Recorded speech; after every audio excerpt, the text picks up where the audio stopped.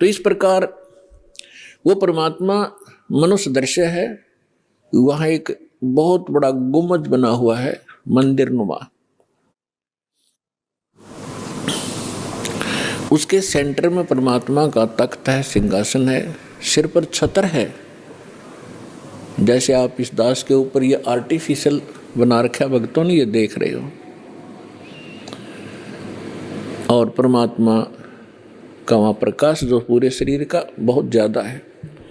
उस परमात्मा के एक रोम माने बाल, एक रोम कहो या रोमकूप कहो, क्योंकि शरीर से ही, उनकी बॉडी से ही प्रकाश निकल रहा है, झलक रहा है, उसी से उसके रोम यानी बाल प्रकाशित हो रहे हैं। करोड़ सूर्य मिला दे, करोड़ चंद्रमा, तो भी एक रोम यानी बाल का प्रकाश ज्यादा होगा। तो इतना तेज है उस परमेश्वर का।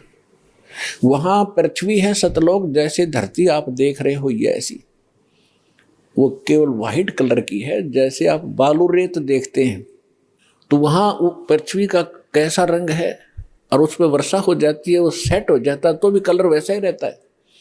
तो ऐसा उस सतलोक का भी प्रकाश है, वो भी सौ प्रकाशित है। जैसे हीरा प्रकाशित होता है, हीरे में अपने आप चमक होती है, मोती में चमक होता है, इस प्रकार वो पृथ्वी है। वहां सदाबहार वृक्ष हैं, सदाबहार ये सभी काजू, किशमिश, मेवे, सेब, संतरे, सभी फल फ्रूट वहाँ सदाबहार रहते हैं, वहाँ कभी अकाल नहीं होता। ये तो है वहाँ की सतलोक की डेफिनेशन। और परमात्मा कैसे हैं ये आपको दास बता ही रहा है कि मनुष्य दृश्य है, और वहाँ सृष्टि है ऐसी ही। ये तो डुप्लीकेट है जो यहाँ बनाए गए हैं, ये मिट्टी के शरीर, ये तो उसकी तुलना में एक खिलौने और मिट्टी से बने हुए हैं।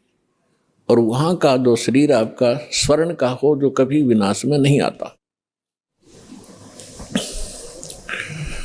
इस प्रकार वहाँ सृष्टि है। वहाँ आपके पूर्व के सभी महल ज्यों के त्यों हैं। प्रत्येक व्यक्ति की एक विशेष टेंडेंसी है, एक वृत्ति है, जरा सा कोई अच्छी पोस्ट बन जाती है, उसको प्राप्त हो जाती है, या कोई धन चोखा मिल जाता है, बढ़िया कोठी बनाऊं, बहुत लंबी चौड़ी, ऊपर नीचे, और आगे पार्क हो, पार्क में फिर आगे बगीचा हो, एक साइड में तालाब हो, झूले डाल रखे हो, और फुहारे बनाता है आर्टिफिशियल के, कभी कभी फुहार भी डाल लूं, तो ये बनावटी है। अच्छा, यहाँ तो एक और समस्या है, ये सारा कुछ किसी ने बना भी लिया तो 36 टेंशन साथ लिए रहता है। वो उस घूम रहा है बगीचे में और टेंशन है कहीं और, ये बिगड़ गया काम, वो बिगड़ गया काम, ऐसे ना हुआ वैसे हो जाएगा। तो उसने वहाँ एक डुप्लीकेट बना भी लिया तो भी उसका सुख प्राप्त नहीं है उसको, व्यक्ति को। और सतलोक के अंदर ऐसे ही बहुत लंबे चौड़े प्रत्येक प्राणी के अलग अलग महल हैं। वहाँ आपका परिवार होगा। आपको कितने अच्छे लगते हैं अपने माता पिता, भाई बहन, अंकल, चाचे, ताऊ और बच्चे, रिलेटिव। और यहाँ ठीक है, अच्छे तो लगेंगे क्योंकि अच्छे हैं। और कल मृत्यु हो जा, टक्कर मारते रहो, कभी भी जीवन में आप उनको नहीं देख सकते फिर। तो ये अच्छा लगते हुए भी व्यर्थ है। और वहां जाओगे आपके सारे सुख होंगे, वहां कभी मृत्यु नहीं होगी। कोई व्यक्ति नहीं चाहता मैं वृद्ध हूं, वृद्ध अवस्था प्राप्त हो, बूढ़ा हूं, और बूढ़े हो गए। कोई नहीं चाहता मैं मरूं, और मृत्यु डेफिनेट। तो ऐसी धारणा क्यों आपकी? क्योंकि आप पहले ऐसे लोक में रहते थे जहां ना वृद्ध अवस्था है और मृत्यु नहीं है। वहां ये 5 तत्वों का बना हुआ पुतला नहीं है। इसमें कभी बीपी हाई है, कभी लो है, कभी राग खींच रहा है, कभी द्वेष। राग द्वेष वहां होता है जहां समानता नहीं होती, और वहां समानता है एक परमात्मा को छोड़कर। सबके एक जैसे बॉडी हैं, एक जैसा सबके महल हैं, एक जैसा खान पान है, कोई उसमें अंतर नहीं और कोई अभाव नहीं किसी वस्तु का।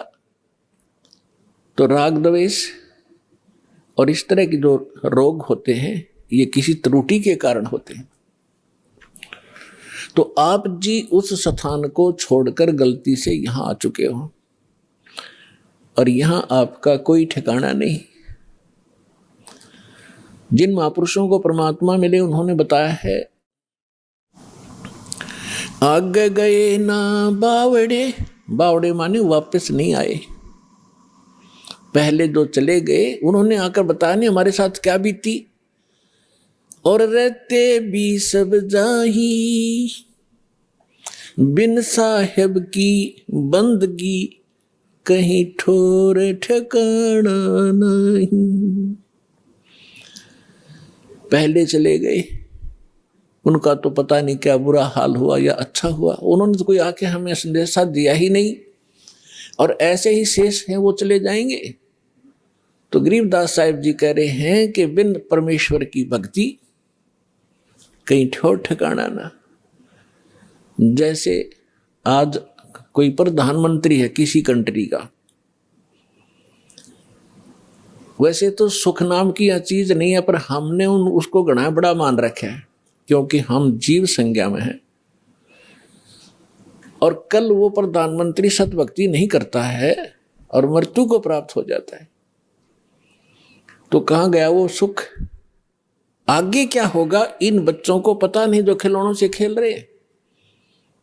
ये मिट्टी के महल बना बना कर इसमें खुश हो रहे हैं, इनको पता नहीं, क्योंकि भगवान ने आकर बताया, वो ज्ञान दास सुना रहा है। उसके आधार से हमें भविष्य का दिखाई देने लग गया कि आगे क्या होगा इसके साथ। उसके विषय में परमात्मा ने बताया है कि कबीर हरि के नाम बिन ये राजा रसब हो। रसब माने खच्चर, जिसपे अच्छा वजन लोड कराया जाएगा गधे की तरह बोरे में। राजा रसब हो और माटी लदे कुमार के और घास न डाले कोई। गधे के साथ एक और समस्या होती है, सारा दिन काम को मार लेता है, शाम को बनी में छोड़ देता, घास खुद चर के आता है बाहर, फिर उसका कान फिर पकड़ लाता जब काम की आवश्यकता होती है। तो पुण्यात्माओं, परमात्मा ने ये जो ज्ञान दिया है आपको सतर्क करने के लिए दिया है, ना कि किसी की इंसल्ट करने के लिए। आप बालक हो, वो परमात्मा है, आप उसकी आत्मा हो, आप उसके बच्चे हो। अपने बच्चों को समझाने के लिए परमात्मा ने ना जाने कितने छल छिद्र करने पड़ते हैं, किस प्रकार के ज्ञान आपको सुनाने पड़ते हैं, क्योंकि आपने काल की भांग पी रखी है। कबीर ये माया अटपटी, सब गट आने अड़ी, किस किस को समझाऊं ये कुए भांग पड़ी। जैसे कोई शराब के ठेके पर आपने देखा हो कभी, चाहे 20 आदमी घूटी ला कर आ रहे हो सामने, सबकी एक जैसी भाषा, एक जैसी चाल, एक जैसी बोली रहेगी। तो हमने इस काल की इस त्रिगुणमयी माया की भांग पी रखी है। यहाँ के इन तीनों गुणों के दबाव से हम जो जो कार्य यहाँ चाहते हैं करते हैं, यह भांग है। और सभी एक जैसी वृत्ति होगी, क्योंकि सबने एक का कुएं की भांग पी रखी है। वो ज्ञान सुनने को मिला ही नहीं आपको। अब ये ज्ञान मिला है जो इस भांग को उतारेगा, ये एंटीबायोटिक है, और ये ज्ञान सतगुरु ही दे सकता है। और सतगुरु परमात्मा ही होता है। 600 वर्ष पहले परमात्मा स्वयं आए थे, वो सतगुरु भी थे, परमात्मा तो वो थे ही थे। और फिर उन्होंने कहा था कि जब गरीबदास जी का पंथ होगा 12वां पंथ, उसमें काल अपना जाल जरूर फैलाओगा, लेकिन बर्मे पंथ में परमात्मा ने कहा था हम फिर आएंगे। अब परमात्मा नहीं आए तो दास बेच दिया अपना, वही पावर वही ज्ञान दास के अंतःकरण में फीड कर दिया, जो दास आपको आज वर्षा कर रहा है उस अमृत ज्ञान की।